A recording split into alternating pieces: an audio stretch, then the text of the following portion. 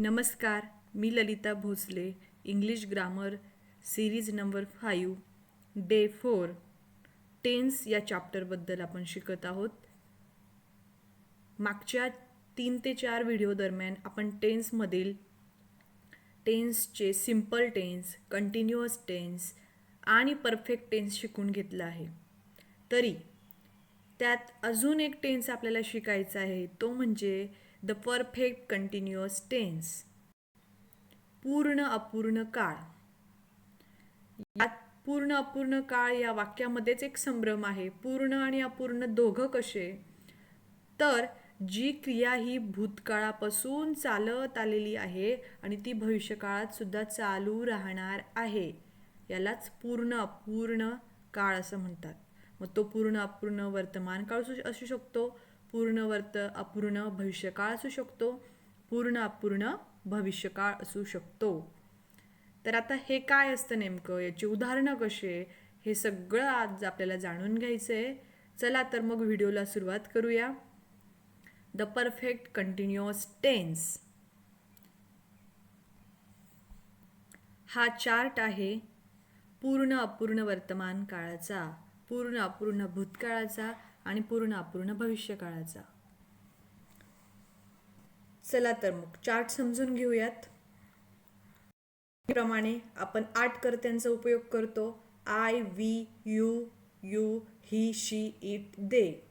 हा यू एकवचनी आणि अनेकवचनी याला समजायला हवं. द्वितीय पुरुषी याच्यात तू किंवा तुम्ही या दोघी उद्देशाने आपल्याला यू 2 वेळा दिलेला आहे, पण दोघांपुढेही एकाच प्रकारच्या टू बीच्या रूपांचा किंवा क्रियापदाच्या फॉर्म्युल्याचा उपयोग केला जातो. पण एकूण 8 कर्ते आहेत हे आपल्याला समजायला हवं, म्हणून आपण ते 8 पद्धतीने लिहून घेतलेलं आहे. तर मग याचं स्ट्रक्चर कसं आहे? जर वर्तमान काळाचा विचार केला तर पूर्ण अपूर्ण वर्तमान काळाचं स्ट्रक्चर कर्ता plus have been plus verb plus ING. म्हणजे कर्ता असेल तो पुढे हॅव बीन किंवा has been, depends on pronoun. मग वर्ब वापरायचे, वर्बला काय प्लेस करायचं आहे, आपल्याला ING लावायचं आहे. ओके. तसंच ॲज इट इज भूतकाळात had been compulsory, no change कर्त्यासमोर, वर्बला ING. भविष्यकाळात शॅल हॅव किंवा will have been, will have been, वर्बला ING. हे असं स्ट्रक्चर असणार आहे. फक्त याच्यात लक्षात ठेवण्यासारखं काय आहे, सगळी ठिकाणी एकच लक्षात ठेवायचं आहे, ही शीट पुढे हॅज लावायचं आहे आणि शॅल हा आय पुढे वी पुढे वापरतात, अदरवाईज सगळी ठिकाणी विल वापरतात. हॅडबिन तर सगळ्यांकडे वापरला आहे, त्यामुळे भूतकाळात विसर पडण्यासारखं काहीच नाही आहे. वर्तमान काळाचा विचार केला असता हॅज ही शीट पुढे वापरायचं आहे, अदरवाईज हॅव बीन वापरायचं आहे. आणि भविष्यकाळाचा विचार केला तर आय आणि वी पुढे shall have been, otherwise will have been. Okay. इतकं सोपं स्ट्रक्चर आहे. आता याच्याशी रिलेटेड आपण एक्झाम्पल बघूयात. I have been reading a book. मी पुस्तक वाचत आलो आहे. He has been reading a book. तो पुस्तक वाचत आलेला आहे. म्हणजे तो पूर्वी पण वाचत होता, आता पण वाचत आहे. यालाच आपण दुसऱ्या फॉर्ममध्ये कसं करू शकतो? She has been studying a what? Studying a competitive exams. ती स्पर्धा परीक्षांचा अभ्यास करत आलेली आहे. Okay. It has been crying. ते रडत आलेलं आहे, म्हणजे रडकं बाळ आहे, ते जन्मापासूनच रडत होता, म्हणजे त्याची क्रिया आधीपासूनच चालू आहे. ओके. आलं लक्षात? We had been reading a book. आम्ही पुस्तक वाचत आलो होतो. You have been reading. पुस्तक वाचत आलेला होतास. होता आहे म्हणजे भूतकाळ आहे, हॅड वापरला आहे. It had been crying loudly. तो मोठ्याने रडत आलेला होता, म्हणजे तसाच रडायचा तो आधीपासून. अशा प्रकारचे सेंटेन्स याच्यात फॉर्म पण दाखवणार आहे, पण हे सिम्पल, इझी टू कन्स्ट्रक्ट. हे जे लहान मुलं आहेत 5वीच्या पुढे, 10वीच्या आत, त्या सगळ्यांनी लिहून काढले तर त्यांना अधिक सोपं जाईल. त्यामुळे सगळ्यांनी आधी बेस म्हणून एक्झाम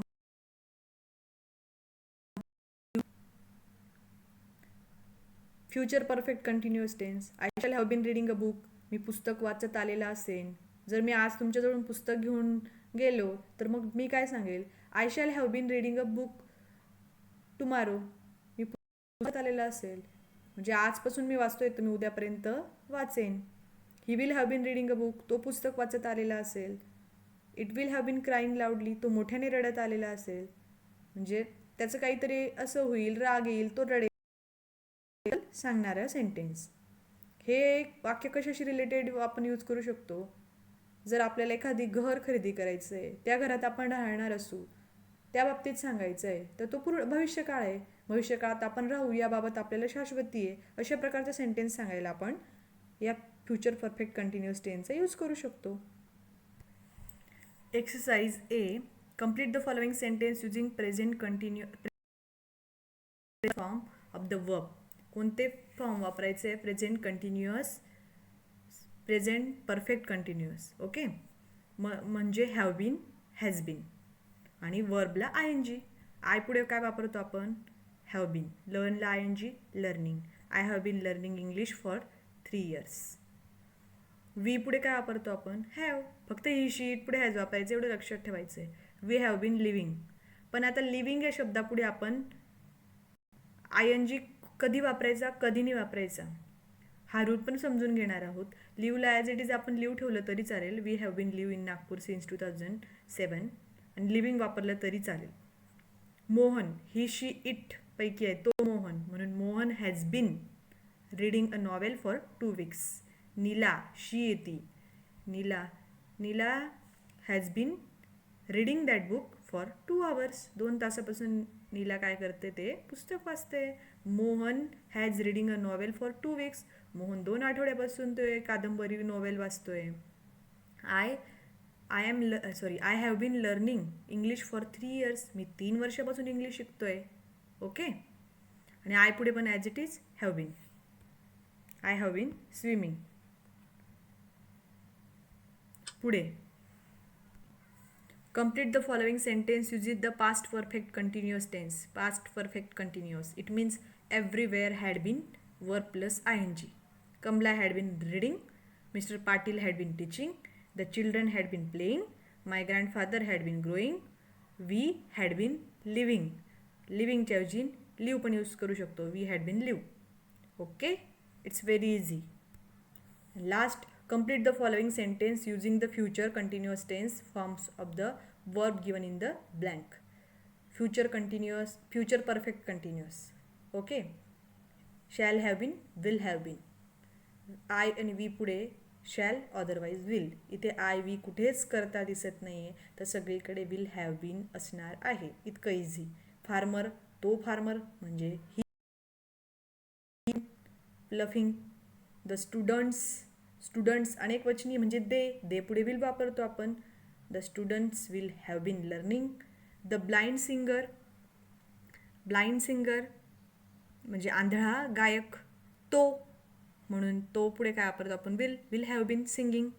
अनु, ती पुढे पण आपण विल हॅव वापरतो. Will have been singing. They as it is they पुढे पण will have been playing. It's very easy. Okay. अशा पद्धतीने आपण हे परफेक्ट कंटिन्युअस टेन्स समजून घेतलं आहे, ते पण फ्युचर, प्रेझेंट आणि पास्टमध्ये. आता आपलं टेन्स हे चॅप्टर पूर्णतः कंप्लीट झालेलं आहे. अदरवाईज याच्याशी रिलेटेड जे क्वेश्चन्स मला मिळतील त्यावर मी उद्याचं लेक्चर घेईल.